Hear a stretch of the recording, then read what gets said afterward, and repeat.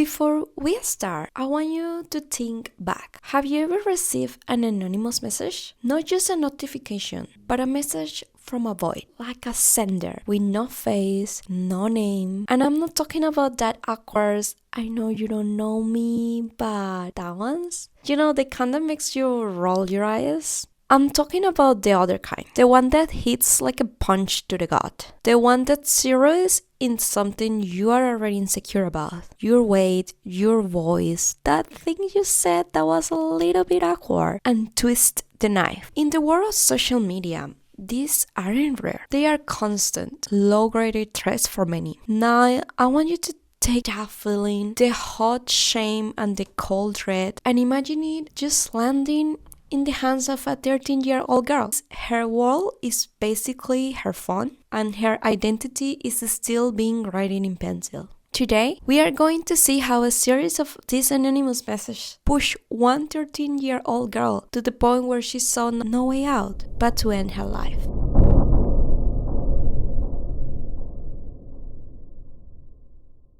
I remember being 14 on a platform called Ask. To this day, I'm not sure I fully understood its purpose.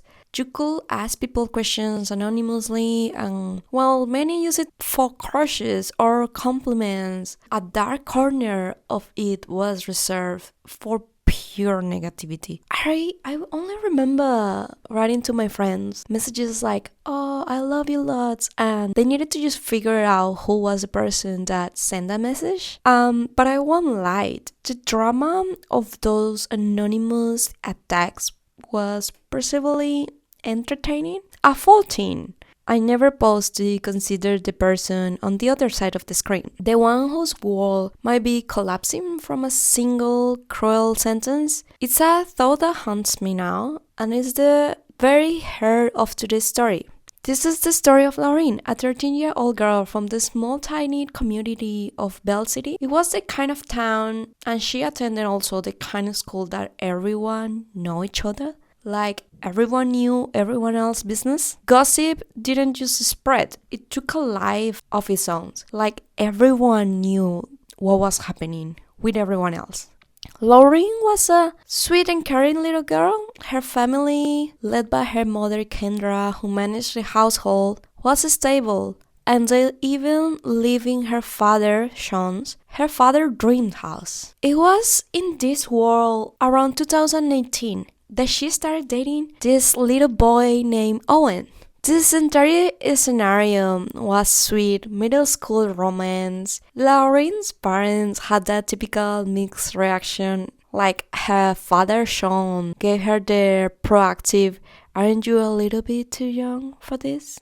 But her mother Kendra was happy for her. She saw how Owen and Lauren bonded over sports, and she loved watching them do simple, keen things together, like going trick or treat, just like playing around. The relationship quickly became a bridge between the two families. Owen's parents, Dave and Jill, grew close with Sean and Kendra. They become like one of those perfect small towns units like movies, kind of like relationship. Kendra and Jill, in particularly the two mothers, became like really close. They were really good families and really good friends, and they were happy for their kids.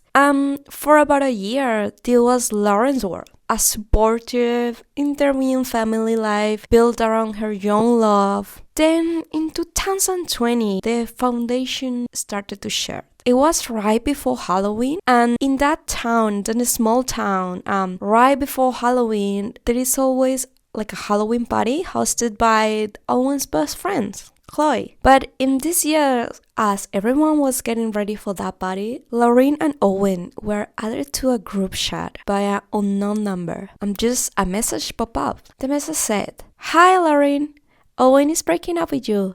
He no longer likes you and hasn't liked you for a while. It is obvious he wants me. He laughs, smiles, touches my hair. Not sure what they told you, but he is coming to the Halloween party, and we are both DTF. You are a sweet girl, but I know I can't give him what he wants. Sorry, not sorry." First of all, English is not my first language, but I needed to check what DTF means, and apparently it's down to taking that in consideration. This is a 14-year-old girl, 13-year-old girl. Like, I know that people are really into, and especially like kids and teenagers are really into social media, but I don't remember having that kind of concepts when I was 13. But the message was in general cruel. For Lauren and Owen, it came completely out of the blue. To understand why, you have to picture like the social world, like their social world. Like Lauren was more of a solo, like an introvert kid and a natural athlete, while Owen was in more like a popular little kid, like a popular crowd. It was a classic like Troy and Gabriella Bolton dynamic, like High School Musical. Different social circles, but not overall like drama. She didn't really hang out with his friends, but it wasn't a big deal. Their social circles were like parallel lines. They existed in the same space, but they never really crossed. They were kind of confused at the beginning, like who will send this and why. They didn't know who to ask or what to do. So they made a decision that makes perfect sense when you are 13. They didn't tell anyone or make a fuss about it. Owen did ask Chloe, his best friend, if she knew who sent this message, but she didn't have any idea. They just deleted the chat and tried to forget about it. And for a while, it seems to work. For 11 whole months, everything went quiet. Life was normal, the families remained close, and the memory of the message just faded. Then, on September 13, 2021, the silence broke and a new message arrived. How is the happy couple preparing for the end of the golden relationship? We hear about how you are the forever couple. Some of us don't want to hear it anymore. These new waves of messages shattered the 11-month hiatus, and it was immediately clear that the game had changed. The text was directly at the couple, but with time, you could notice that they have a specific target, and it was Lauren. Someone wasn't just trying to cause trouble, they were in a mission to break her and break the relationship. The harassment quickly escalated from a nasty surprise to a constant, overwhelming bombardment, 20, 30 messages a day, all designed to systematically dismantle Lauren emotionally. She and Owen trying to call the number only to be met with the taunting text of "Stop calling me, I won't pick up the phone." The easiest solution would have been just to block the number, but they were trapped by a terrifying curiosity. Who was doing this? That question becomes like an obsession, especially when the sender started using Lauren's intimate nickname, Lo, a name reserved only for her closest friend and family. This wasn't just a random bully. This was someone that actually knew her. The messages that floated in were brutally personal. "You are the ugliest person I have ever seen. We will make every day miserable for you." I'm not quite sure who is we, but so to make sense of this sheer volume of hate, because if massive, I have organized the sender messages into different phases. This first wave, what I call general insults and harassment. Lauren and Owen was being bombarded with messages like, "You have no friends and we all hate you. You nasty ass shank. You are the ugliest gang in plain ugly. You have no friends. You suck for guys to talk to you. You trick him like you don't get him in bed. You don't sneak out with him." Like, this is a 13-year-old little girl and boy that are receiving these messages. "You dress awful. Ain't no guy want that. You look like an toddler. They ain't sexy. It's embarrassing." First of all, a 13-year-old is basically a toddler. And the fact that they say like, "That ain't sexy," is like, what? Like, I want you to pause for a second and just remember, these are messages a 13-year-old girl was reading every single day. 20, 30 messages just similar to that. It was just content designed to break her. Naturally, Owen was starting to get distraught. He started to confiding it with his friends, showing them the messages, asking, hey, have you seen this? Do you know who's sending this? And that's when the speculations began. The messages become the school's dark, open secret. In the hallways and during class, kids in their grades started whispering, trying to piece together who could possibly be behind it. The mystery was all anyone could talk about. But then the campaign entered a new, even more terrifying phase. The messages evolved from general cruelty into something far more specific and invasive. The sender began referencing private conversations and detailed events that happened in their class, proving they weren't just a random troll, but someone who was watching, someone who was there, observing every single step. The messages had something under the lines that Owen liking our science conversation about Sophie. We text him, sit by us in history, and he freaking did it. It's just, if you notice, these messages are more like trying to annoy Lauren and trying to just tell her like what is happening with Owen, like all of this stuff. But these messages were sent to both of them in a group chat, so that doesn't make any sense. If they are like trying to talk behind Owen's back, I'm not quite sure what is happening at this point, but they keep just receiving these messages. The sender had insider knowledge of the school, the entire social ecosystem. I'm talking about social ecosystem or like school ecosystem, but you know how in any schools you have those unofficial of not that unofficial groups, like the popular kids, the gamers, the quiet kids, the troublemakers, the mean girls, just like the nerds and this kind of stuff. The messages started to analyzing their dynamics and using that knowledge to just poison. This confirmed it for everyone. The sender had to be someone at the school. They knew the classes, the people, the schedules, the activities. They were just like basically a ghost in the hall. And so the investigation began. The teenagers, trying to take back some control, started holding their own meetings. They would huddle together, making lists, checking names, and running through theories. Could it be this person? What about them? It became a desperate, like after school guessing game to unmask the monster in their midst. Who could possibly be doing this? But then the messages started to get more aggressive, and this phase, I will call it escalation to vile personal attack. Phase 2. At this moment, the messages become more personal, targeting Lauren's appearance, athletic abilities, and mental state. The messages say something like, oh, trust, don't wear leggings, and no one wants to see your sexy flat ass. Again, this is a 13-year-old girl. I'm just gonna repeat this through the whole video because these messages are insane. These kind of comments become really frequently. The body shaming and the tons. You have no friends and we all hate you. Don't wear leggings. Just no dude ever touching that. You nasty. I'm just speechless.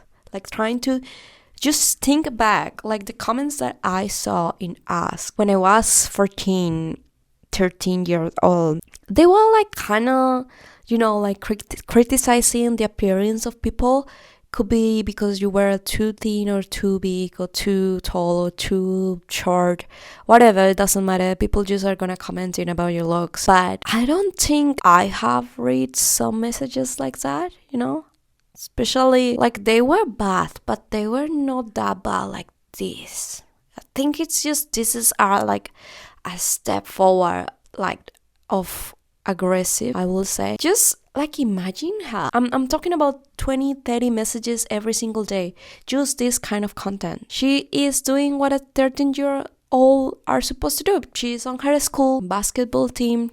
She goes to practice, she plays in games. It should be like a place of teamwork, just forget about everything, just release of a compliment. But the sender weaponized that too. The harassments began to directly target her sport performances. Every night after a game, win or lose, her phone will light up with a fresh wave of attacks, systematically trying to destroy the joy and confidence she found on the court. This phase can only be described as just like also attacking her hobbies, like basketball. They were just like, after scoring in the game, she will receive messages of like, LMFAO, 2 points, you suck, telling her to give up.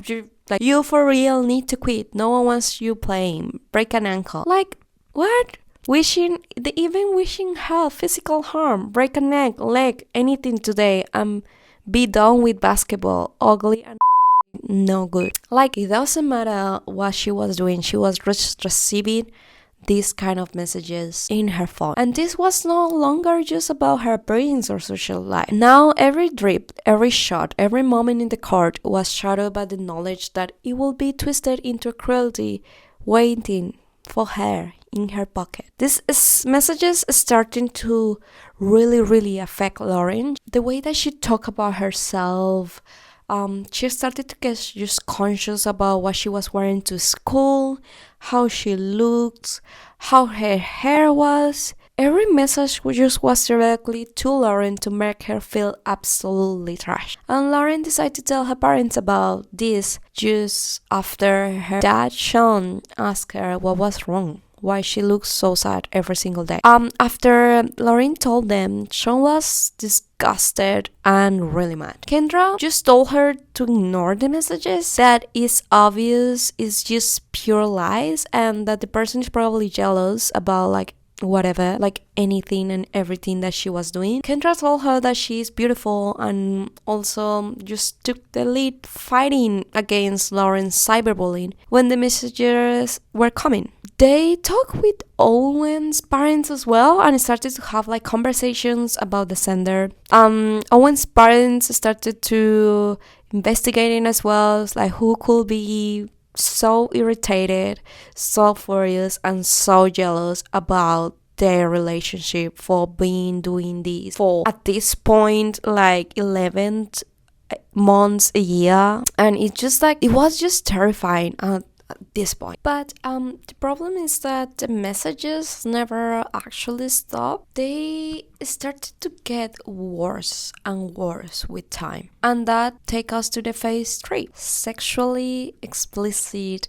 and graphic harassment. Owen started to be the target of sexual comments, and he started to feel uncomfortable about all of the situations. Again, he's a 13-year-old little boy, and all of these messages just constant, and just a lot of pressure of inappropriate comments. These messages were like, Owen and I are down to suck fingers. That, if you ask me, I'm not even quite sure what that means, to be completely honest. Owen started just to feel gross. He didn't want to go to school. Just reached a point that the parents started to just take the phone at night for he being able to just rest and at least don't read these kind of messages every single night. But for Lauren, these solutions didn't bring peace. It brought like a room for the poisonous words to grow louder in her head. The messages weren't just insults to her. They were full of specific accusations about Owen, claims that he was being unfaithful, that he was lying to her, that he thought she was just pathetic and ugly. Alone in the dark without the distraction of the screen, those lights started to feel like possibilities. She started to think, was Owen actually being unfaithful? The thought took root. Why else someone be sending this specific, intimate accusations constantly? The anonymous sender was successfully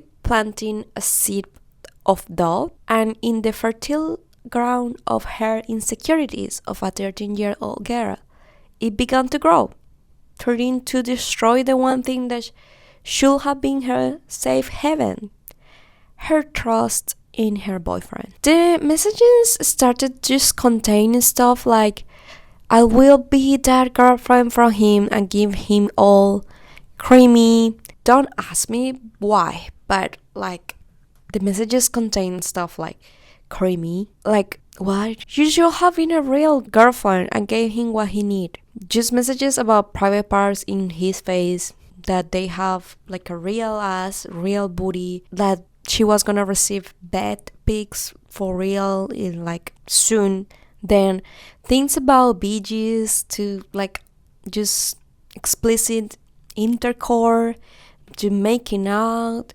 that Owen doesn't want her, that she is not a real girl. Then things about like, remember when he used to touch my leg? He be touching more now. At this point, like with this kind of messages, you're probably asking the same questions that the parents were asking. Is just like, is this real a kid sending this kind of text? It's just hard to believe that a ninth grade could harbor this level of venom. Well, kids today are digitally native and fluent in the language of the internet. This goes far beyond typical online drama. The content is violent, inappropriate, and grotesque distortion of what should be on a 13-year-old's mind. It's just unbelievable about like this kind of messages just containing sexual explicit things, and we're sending to both of them in just a massive quantity, like 20-30 messages, 40. It just was insane. Despite taking Owen's phones each night to give his mind like a break, the problem was far from being solved. His parents, Dave and Jill, were now reading these messages themselves, horrified as they scroll through the endless cruelty and the grotesque messages. And then, realizing that they were out of their depth, the two couples decided to involve the one institution that should have control over the situation, and it was the school. They went to the administrators, sitting down to explain just how profoundly this was destroying their children. They laid out the evidence. This wasn't just like a few nasty comments. It was a relentless, all-day campaign. The messages came constantly, even during school hours, proving that the sender was right there in the building with their kids. The parents, especially Kendra, left the school feeling just utterly failed by the school response. In her mind, it was a simple, how can you not figure out who is doing this? What kind of schools allow this to happen under its own roof? But from the school perspective, however, they were as confounded as anyone. They initially dismissed it as another cyberbullying case, and that's why Kendra was really mad about it and really upset. But they were quickly proven wrong. The sheer volume was staggering, 40 to 50 messages a day. This wasn't just a burst of anger, it was just like a full-time job of harassment. The directors were faced with a disturbing reality. The line between a schoolyard bully and a digital predator had become blurred. Just messages about like how the anonymous sender was making him horny, make it creamy. And to be fair, what I noticed is that the sender have a just weird obsession with sending Lauren and Owen the word creamy. It was just constant. It was constant, a word that was texted to the couples, just relentless, every single day. The meaning was itself like unclear, but it's just like constant repetition just made it like feel like treating and unhinged. The school's concern escalates into a full-scale investigation. The principal told them to just think about the moment when the phones just bust. Who was in the hallway? Who had their phone out around them? And he just began scoring security cameras footage, desperately trying to match timestamp with the harassing text to catch up a glimpse of the perpetrator in the act. But this is really difficult because, again, it is happening in an era that every single teenager, every single person is just like in their phones, and you cannot like distinguish if the person that at the moment when Lauren and Owen receive a message, that person is just like scrolling to TikTok or just like, I don't know, like answer another text message or just like texting something in Reddit. Like you actually cannot like have that information. But meanwhile, Kendra and Jill become like an unified front. Like their two kids were being attacked. So they were at school nearly every day comparing notes. Now you're probably thinking like, why they just didn't block the number? Why didn't you just like change their phone or something like that? The answer reveals that the sender was intentionally using technology to avoid detection. They were using like a random generator number app, creating a new disposable number each time. So the moment one number was blocked, the harassment will simply continue from another. Changing the kid's phone's number was considered, but the sender's knowledge was a true trap. They knew Lauren's nickname, Law, the minute details of their school day. So this wasn't just a strange. This was someone's in their inner circle and someone they might even be welcoming in their own houses. But a lot of people were like disagree with the fact of like they were thinking, why not just get the kids a new phone number and make it private lines, known only for the family and the close friends? It seems like the most straightforward solution, but overlooks crushing reality is that Lauren's family was in the midst of a serious financial difficulties. A new phone plan, another monthly bill, wasn't just an inconvenience. It was a genuinely economic strain that they couldn't afford. The family was already struggling to keep their heads up above the water. The idea of adding another fixed expense to their books felt impossible. The cruelty of the situation was compounded by the fact that the simplest solution was financially out of their reach. The Rentless campaign achieved its primary goal. It broke the relationship from the inside out. And after 13 months of receiving these messages, Owen and Lauren broke up. It's a perfectly valid line of thinking for a 13-year-old under psychological stress. The pressure was simply too much for the two teenagers. But in a shocking twist, the messages didn't stop. They intensified. This revealed the terrifying truth. Breaking them up was never the end game, was never the original motive.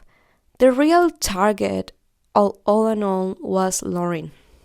The sender goal wasn't just end the relationship, it was to destroy a girl. And then the messages start. Self now. This is the phase 4. Encountering self-harm and threats. The most dangerous phase. This phase contained messages like, his life will be better if you were unalive. Hashtag bang bang. Owen wants you ended today. Jump off out of the bridge. End yourself. Choke on more pills. We could care less. Take more pills. No one cares about your sick, ugly, worthless ass. Let's go do this. Finish the weak ass. Make us live better. And then when like the thing that is weird is that when the messages started to just ask her to unalive herself, then like a message showing a flicker of awareness, like I quickly reacted when the person started to send these kind of messages. Then the unknown messages sent, sorry, I shouldn't say that was too far. But then this was followed by a return to the violence rhetoric months later of like yourself on unalive yourself again. And the messages had now crossed a terrifying line. This was no longer just harassment. It was a direct instigation to self-harm. The sender was clearly encouraging a 13-year-old girl to commit an horrific act. Lauren's parents were no longer just worried, they were terrified and furious. And the greatest fear was no longer just about her emotional state, but her physical safety. The situation was now far beyond the school's capacity to handle. In January 2022, the local police were finally called to open a formal investigation. I think because these kind of messages contain something related to self-harassment.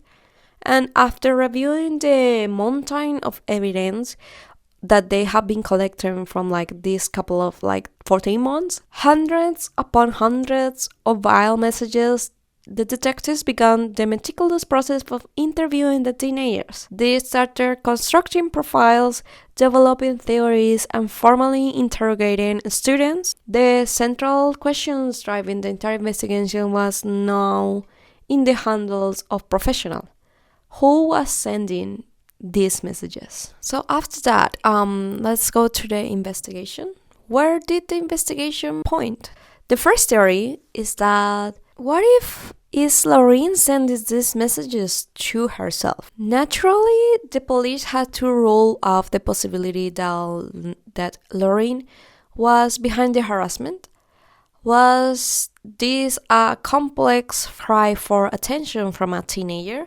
The theory gained some traction because Lorraine was an introvert girl and didn't have a large circle of friends. Some students even whispered these same ideas, suggesting she might have created the drama to seem more interesting or just to manipulate Owen. But the theory was full of holes. If her goal was to get closer to Owen, why did the messages continue and even intensify after their painful breakup? The logic completely fell apart. Furthermore, while the messages often reference conversations Lauren was present for, they contain information she couldn't have possibly fabricated, like specific details known only to Owen's social circle. With the self-inflection theory common, the investigation needed a new direction, and one was straight and right in the face. The relentless focus on basketball in the messages, a domain of intense social pressure, pointing them towards a new compelling hypothesis. The culprit wasn't Lauren.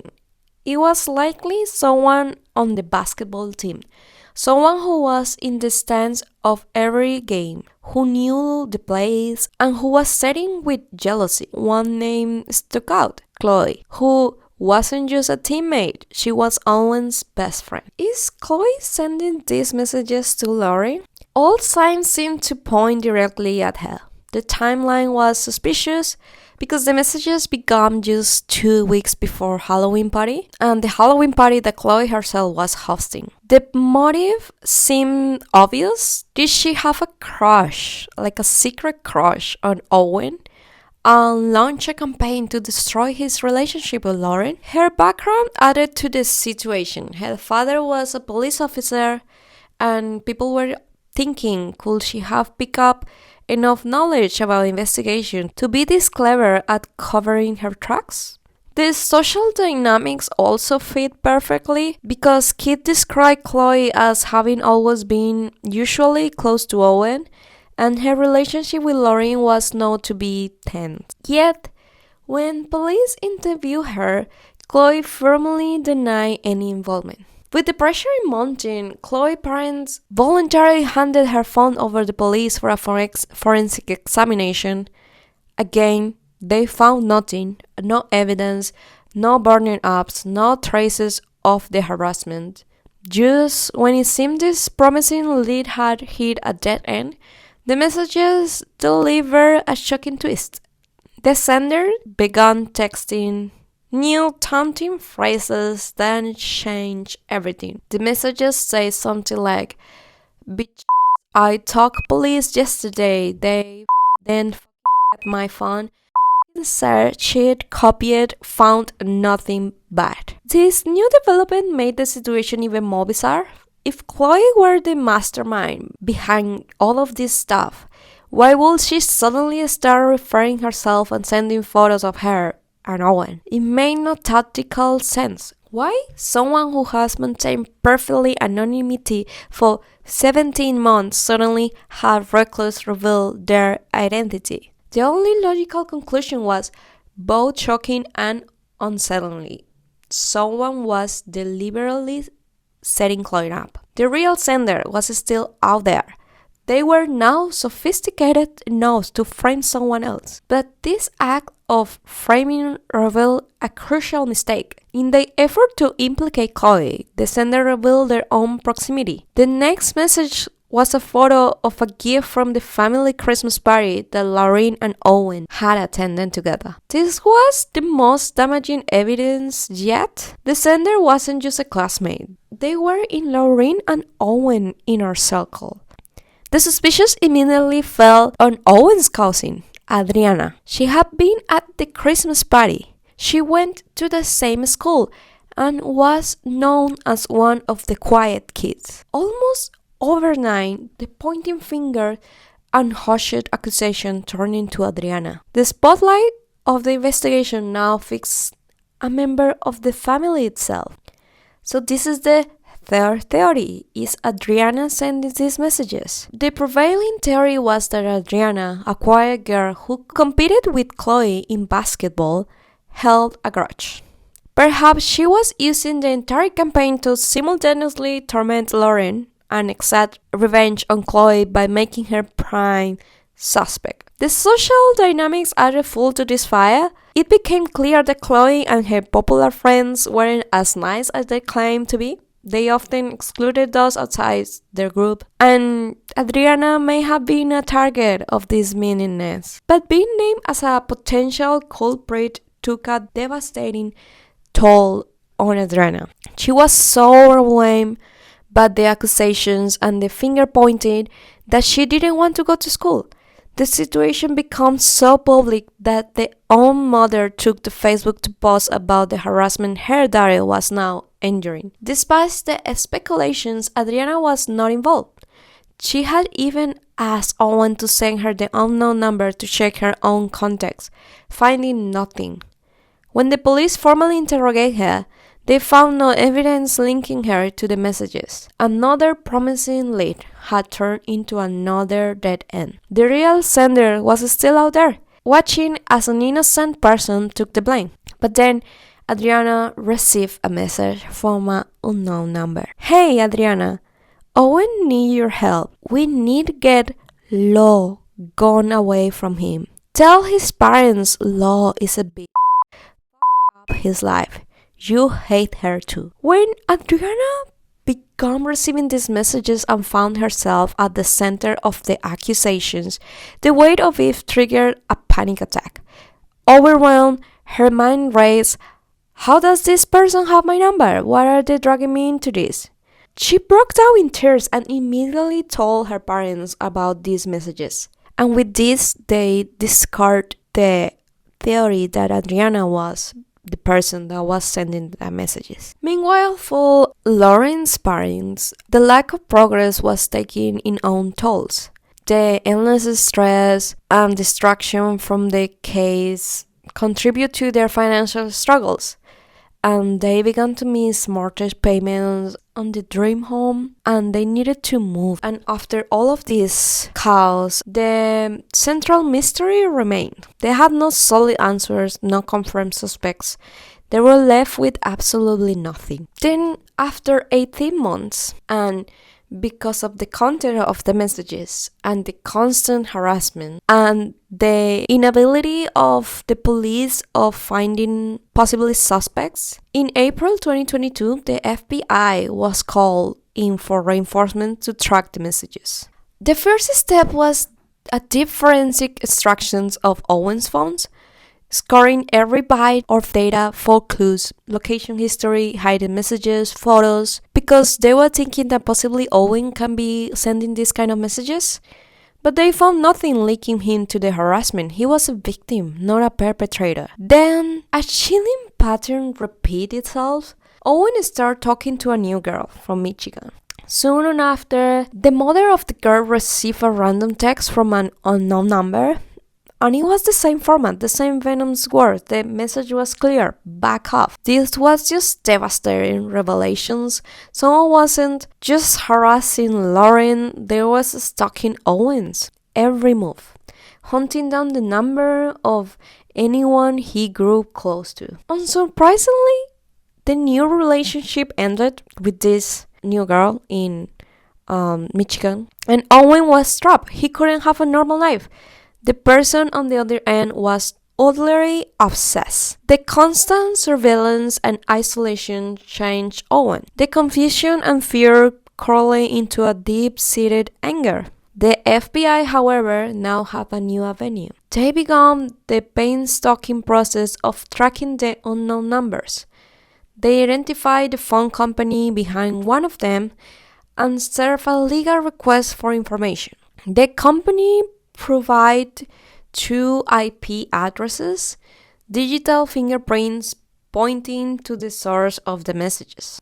The FBI then contacted the internet service provider linked to those IP addresses, who provided a list of every phone number that had used the specific network. They called Jill and asked for a list of every person of interest, every kid in the school. They began cross-referencing the list of school kids' numbers with the FBI data. Nothing matched. The sender wasn't a student. It was Jill, Owen's mom, who had the breakthrough inside. What about adults? They expanded the search to every single adult connected to the families, and that's when they found it.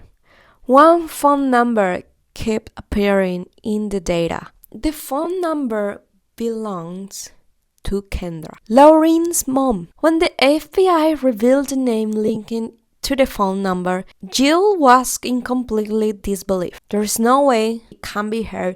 She's Lauren's mom. She's been helping me through the entire nightmare. From her perspective, the FBI have the wrong person. The FBI presented their compelling and conclusive evidence to the local police. The reaction was universal shock and confusion. How was this even possible? The pieces didn't even fit. The suspect had been constantly asking for updates, offering help, and playing the role of the devout, caring mother. It was like a perfect act. But the digital evidence didn't lie. With probable cause established, the police went to a prosecutor to obtain a search warrant.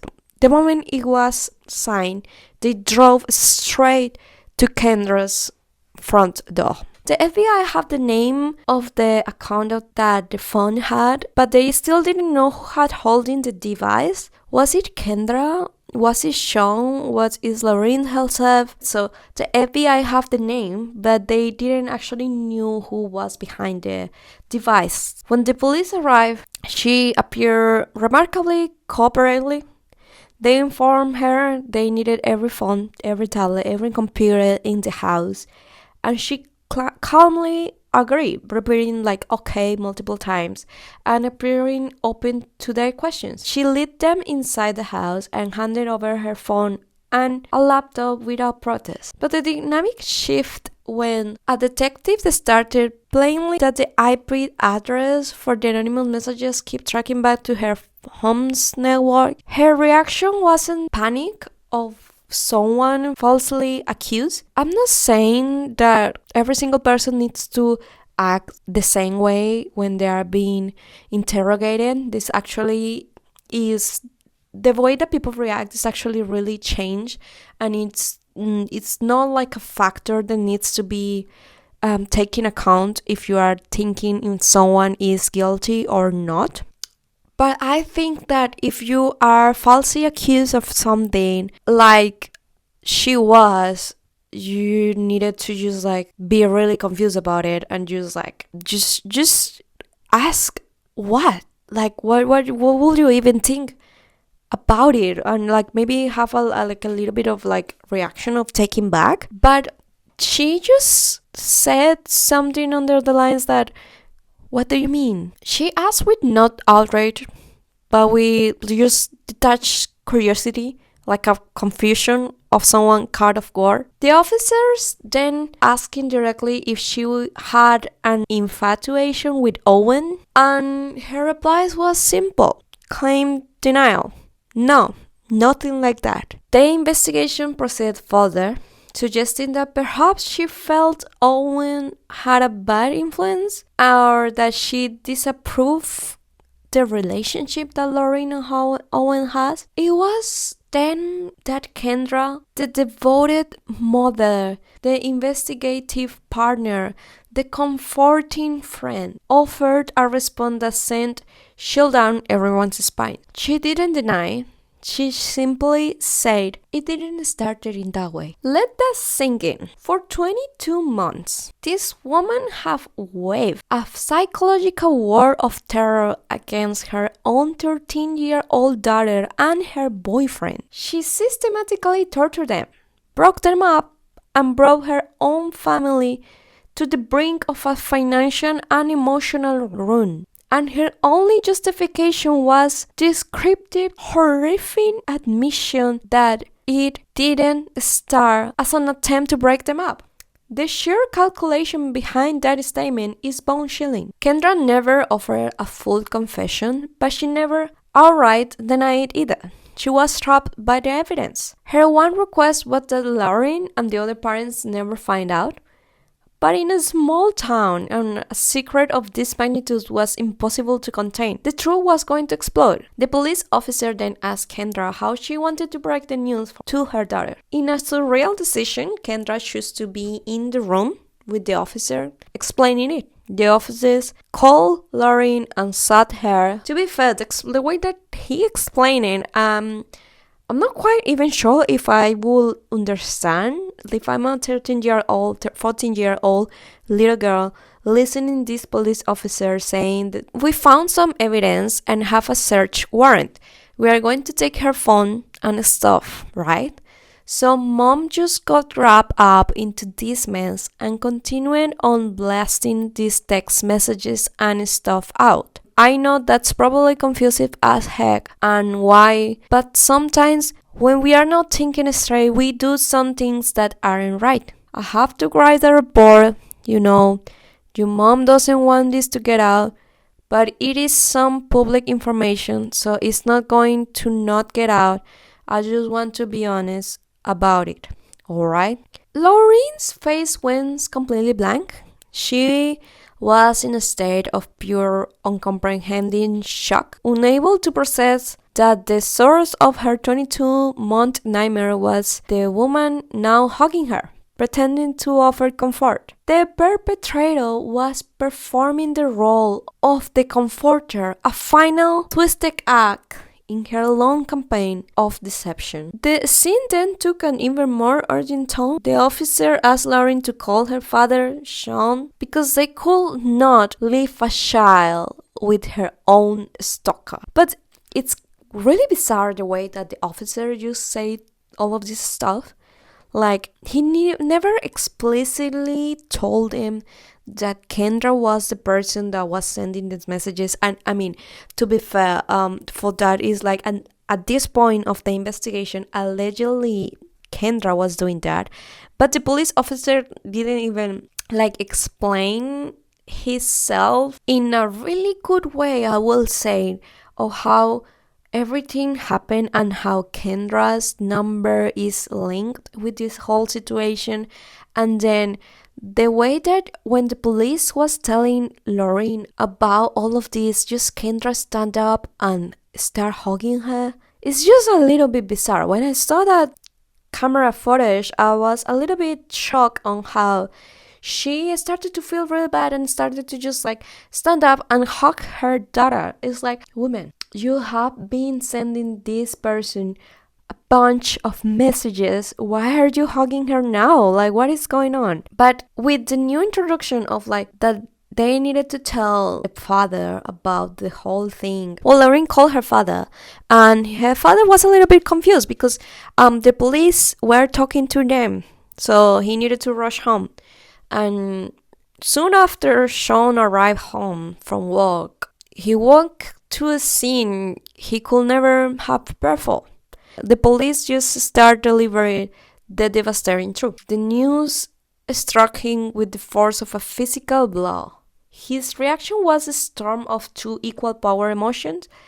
The first one, the horrific realization that his partner, the woman he trusts, was the anonymous predator who had systematically tortured their daughter for nearly 2 years. And the second, the brutal betrayal of discovering that Kendra had been lying about her life for over a year. Well, apparently, she had lost her job and had been pretending to go to work, all while their financial security crumbled because of her deception. In that moment, the two pillars of his reality, his trust of his partner and his understanding of their family stability, shattered simultaneously. This is just that. I can't even imagine how Lorraine and Sean could possibly feel about this entire situation. But you guys will probably were wondering, how did they finally crack a case that had stumped everyone for nearly 2 years? The breakdown came from a clever digital trap set by the FBI, and I will give you a step-by-step breakdown of how they uncovered Kendra. First of all, the digital wall. So the local police knew that the messages were sent through apps that cover the user's real number. They had a strong suspicion, but they needed concrete proof linking the messages to a specific device. Then the FBI digital snare. The FBI cyber unit craft a unique, traceable link designed to bait the perpetrator. We don't know the exact bait. Then the critical click. The lead detective revealed the key moment. They sent a link, and she actually clicked on the link at some point. That single click had flagged her device and its IP address. And the smoking gun is that the investigators then cross-referenced this fingerprint with the data from the harassing messages. It was a perfect match. The device that clicked the FBI link was the same device terrorizing the children. What that makes this even more compelling is Kendra's own background. So Kendra has a background of professional experience in IT, and this made her the perfect suspect. She had the knowledge to use spoofing apps and understand how to hide her digital footprint. Yet that same expertise is likely what led to her downfall. A less tech-savvy person might have been wary of an unknown link, but someone confident in their abilities to remain anonymous might have clicked without a second thought. In the end, the technology she used to hide is what ultimately exposed her. The detective put it plainly. Every message that went to the kids, "Your number come back." The app hid her public number, but it couldn't hide the unique identifier of the phone in her hand. So, what is the background that we were talking about, Kendra's IT background? To understand how Kendra evaded detection for so long, you need to look at her professional life. Before her arrest, Kendra wasn't just a tech savvy, she was a professional in the field of information technology. According to the public sources and professional profiles, her career was built in a technical expertise. Her role? She worked as an academic computing specialist at Ferris State University. And her responsibility wasn't just an abstract role. Her job involved the hand-on management of digital systems, providing technical support to students, managing computers lab, and troubleshooting complex network and software issues. The timeline of her professional life reveals a critical turning point. The police confirmed to the investigation that she had been let go from Ferris State University. Public reports placed this termination in October 2023. A moment that lies squarely in the middle of the 22 months harassment campaign. This context is devastatingly relevant. Her termination likely created a perfect storm of her personal crisis, a financial pressure, but why? What is the reason? What possible reason could a mother have for psychologically torturing her own child? While we may never have a complete answer, insights from those who knew Kendra and the messages themselves paint a disturbing picture.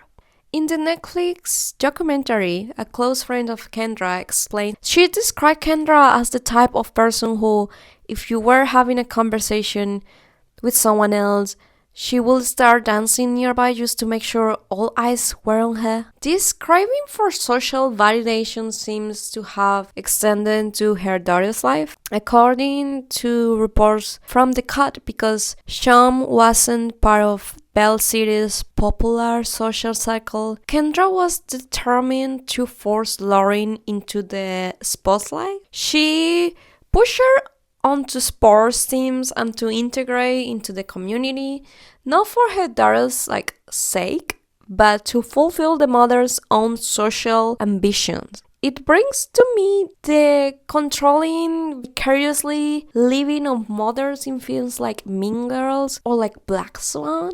But this wasn't just about social climbing. The harassments reveal a personality that was dominant, controlling, and terrifying. The most damning evidence of this comes from a category of message which we didn't include, but we can call the puppeteer real-time manipulations. This category is a little bit more chilling evidence of Kendra's control because these come from messages she sent known as an anonymous stalker but as herself. So apparently Kendra and Lauren were in the same gym, and these messages shows her attempting to direct Lauren's life in real time, using her knowledge of where Owen will be to orchestrate their interactions. Even after their breakups, Kendra was actively trying to force reconciliation of just commanding Lauren to insert herself into Owen's spaces at the sports games and practices. She started to texting Lauren like, sit next to him, answer me, come here now, I'm pissed, I'm fuming, piss off, answer me, and move your ass. This is the heart of it. The anonymous harassment was an extension of the same controlling personality that Kendra had. One persona terrorized Lauren from the shadows to break down her spirit and isolate her, while the other, Kendra, the mother, deemed absolutely obedience in manipulating her social and romantic life. Both were tools used by the same person to maintain total dominion over her daughter's life. But you will be thinking, what is the justification? What did she say? When finally confronted, Kendra Licari offers several explanations for her 22-month campaign of terror. But when examined one by one, they don't form a coherent defense. They collapse into a heap of contradictions that reveal a deeply manipulative individual.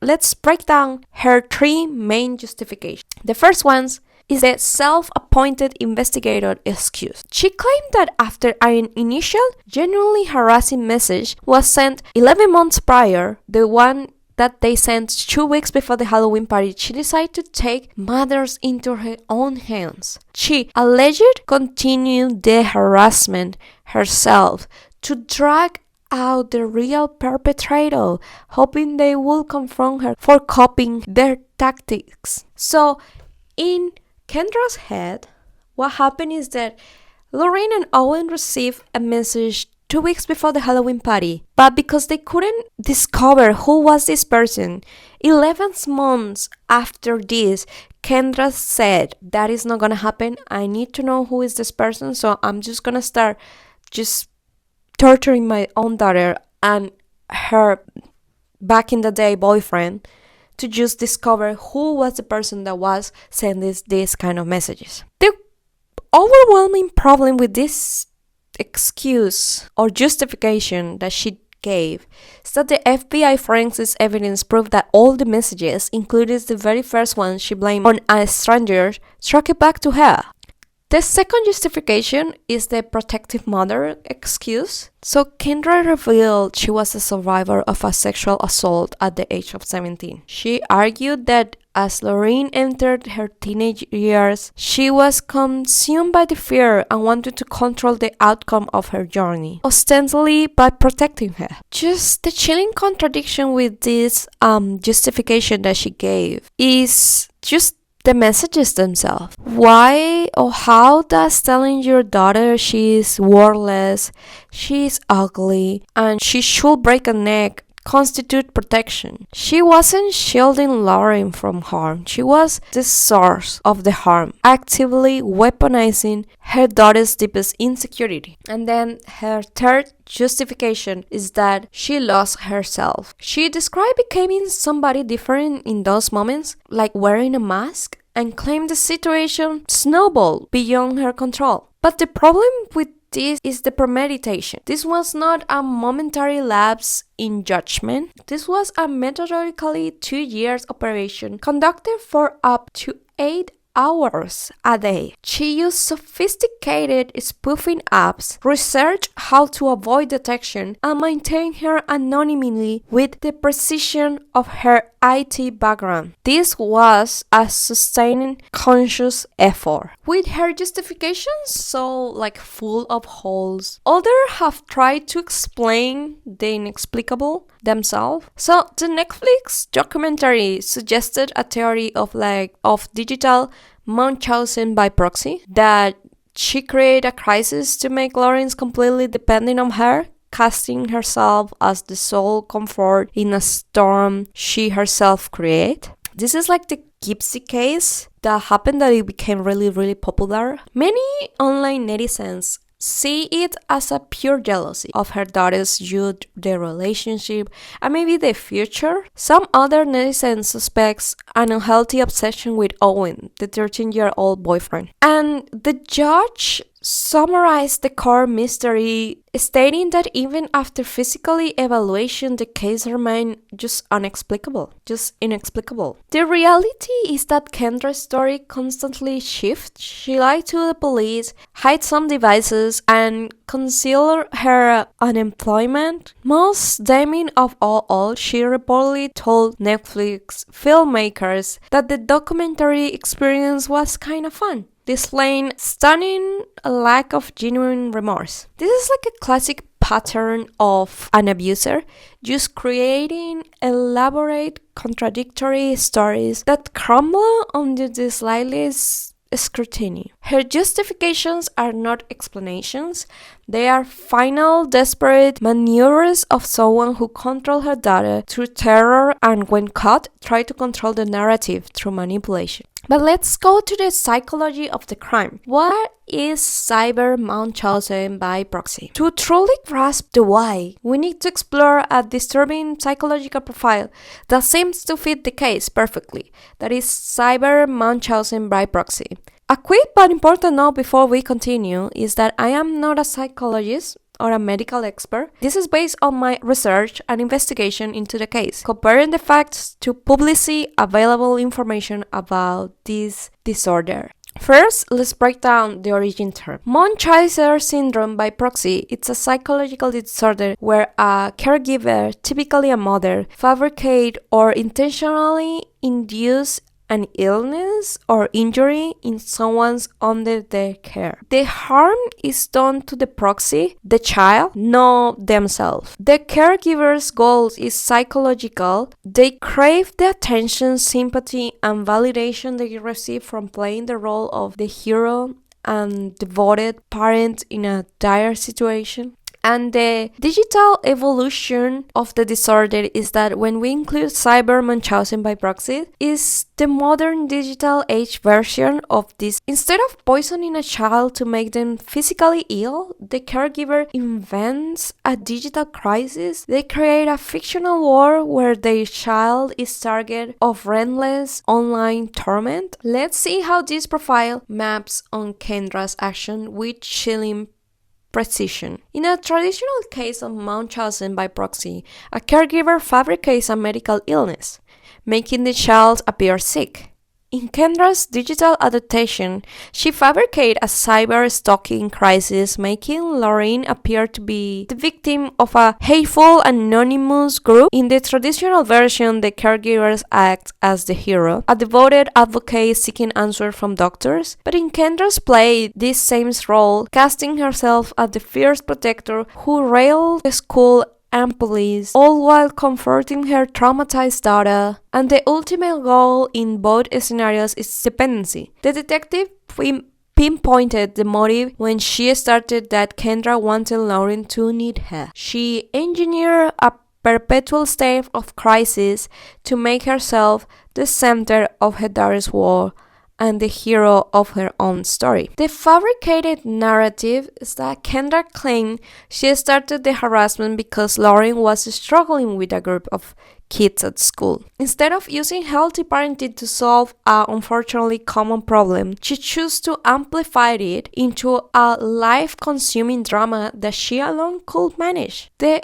ultimate control is that this fabricated crisis justified extreme measures, changing schools, moving houses, constant vigilance. Kendra became the sole source of comfort in a storm she was actually creating. She didn't just want to be a mother, she wanted to be a savior, and she was willing to destroy her daughter's peace to play that part. In the end, the anonymous bully and the confronting mother were the same person. Two roles in a twisted play written, directed, and starred by Kendra Licari. But in this instance, let's talk about the documentary. I want to take a moment to talk about the documentary itself. While true crime is one of my favorite genres, I have serious reservations about this one. My issue isn't with giving Kendra a platform to speak, it is with how the interview was conducted. There is a crucial difference between letting someone tell the story and leading them to a sympathetic conclusion. In several moments, the interviewer doesn't just ask questions, they essentially feed Kendra justification.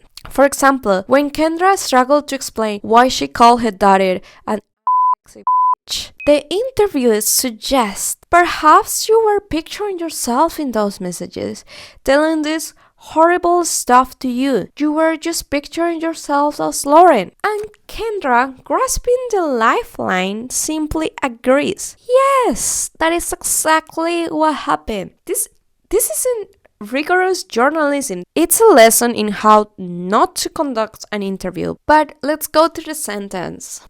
So, according to the legal system, the price for 22 months of psychological torture was 11 months in prison. For many, including legal experts and victim families, this sentence feels like a profound failure of justice. Let's just break down the charges. So Kendra was originally charged with 5 felonies, but in a system where over 90% of cases end in a plea deal, she ultimately pleaded guilty to only 2 counts of stalking a minor. This legal narrowing means the full monstrous scope of her action, the sexual content, the encouragement of suicide or self-exit, was squeezed into charges that couldn't fully contain it. She was released in August 2024. She is now on probation with her internet use monitored and, most tellingly, forbidden from seeing her own daughter, Lauren. But why does this feel like a failure? How can a punishment this short fight a crime this fast? The answer lies in the justice system struggling to keep pace with digital abuse. The sexual content was an aggravating factor in stalking, not a separate offense. Encouraging self-access was fallen into the broader charge. The proxy element, a parent stalking their own child, is a blind spot in laws designed for a stranger or a ex-partners. The charge of stalking was a legal container far too small for the position it held. It was punishment for the method, but it failed to capture the profound betrayal. And in the unresolved ending, well, the legal case is closed, but the real story is far from over. For Lauren, the messages had stopped, but the betrayal from her primary protector will last a lifetime. For Owen, his formative years were stolen and replaced with paranoia and anger. And for all of us, this case is a stark warning. It reveals how technology provides new weapons for abusers and how our justice system is still flaming in the dark, unable to adequately punish digital crimes that level no physical scars but cause lifelong psychological damage. Kendra Licari didn't just break the law, she shattered the most fundamental bond of trust. And the punishment for that, for many, feels hopefully inadequate. So I will leave you with this. The next time you hear about a case of cyberbullying, remember that the person behind the screens could be anyone. Remember Lauren and Owen and ask yourself, when the truth is more horrifying than fiction, will our law ever be enough to deliver true justice? What do you think? Was 19 months just outcome for 22 months of torture? Please let me know in the comments. Thanks for watching. If this deep dive into stories shaping our digital world resonates with you, please like and subscribe. Please be kind to each other, both online and off, and I will see you in the next one.